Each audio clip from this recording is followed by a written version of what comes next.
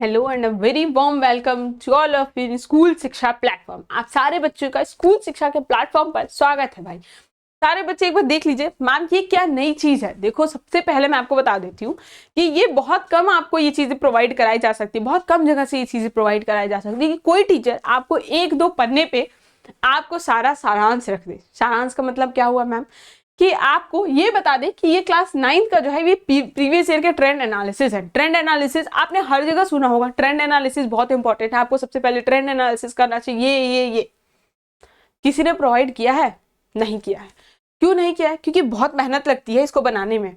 मेहनत कैसे लगती है मैम? हर चैप्टर का सेग्रीगेशन करना पड़ता है आपको कि किस चैप्टर से कितने क्वेश्चंस आए हैं, प्लस उसके टॉपिक्स, प्लस ईयर्स की किस ईयर में आए हैं, कितने आए हैं। बहुत कुछ लंबा प्रोसेस होता है। आपके सामने ये चीज आपको मिल रही, ये आपको सिर्फ यहाँ दिखाया नहीं जा रहा, ये आपको पीडीएफ में मिलेगा। ठीक है, हम क्या करेंगे, हम ये देखेंगे कि हमारा जो चैप्टर है वो कितना इंपॉर्टेंट है, रियल नंबर है वो कितना इंपॉर्टेंट है, कितने साल पूछा गया है।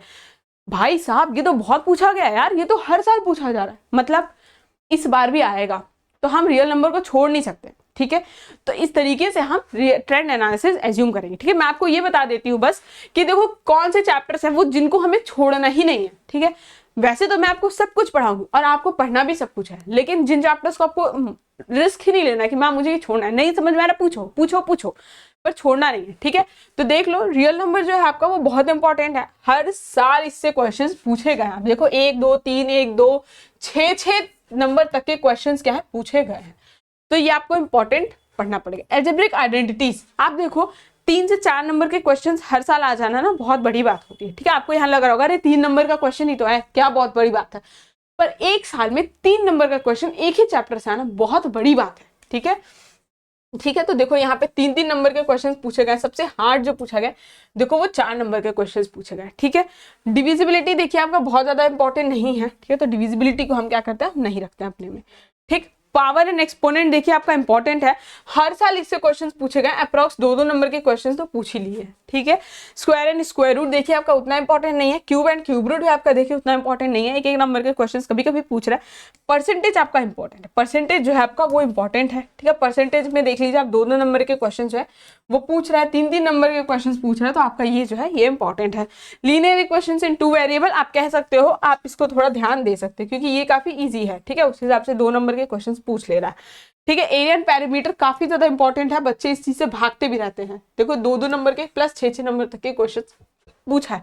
सरफेस एरिया एंड वॉल्यूम भी बहुत इंपॉर्टेंट है, पता नहीं इसका ट्रेंड एनालिसिस इतना कम क्यों है, पर बहुत ज्यादा इंपॉर्टेंट चैप्टर है ये, ट्रेंड एनालिसिस में बहुत इंपॉर्टेंट है। ठीक है, लीनियर इक्वेशन इन 2 वेरिएबल काफी कम पूछा जाता है। एज प्रॉब्लम जो है आपका ये हर साल आता है, हर साल इससे एक नए क्वेश्चन जो है वो आ ही जाते हैं, अलग अलग तरीके से आते हैं। ठीक है, कभी एज से आता है, कभी आपके किसे आते हैं, कभी पेन पेंसिल्स लेकर के आता है, कभी पेन इरेजर लेकर आता है, शॉपकीपर्स टाइप से, इस तरीके से। ठीक है, बोट एंड स्ट्रीम आपका उतना इंपॉर्टेंट नहीं है। प्रॉफिट एंड लॉस देखिए बहुत इंपॉर्टेंट है, आपको इससे हर साल क्वेश्चंस मिल जाएंगे। ठीक है, ठीक है भाई, ठीक है। रेशियो देखिए आपका उतना इंपॉर्टेंट है नहीं। लाइन्स एंड एंगल्स आप कह सकते हो, लाइन्स एंड एंगल्स आपका अभी इंपॉर्टेंट चल रहा है थोड़ा।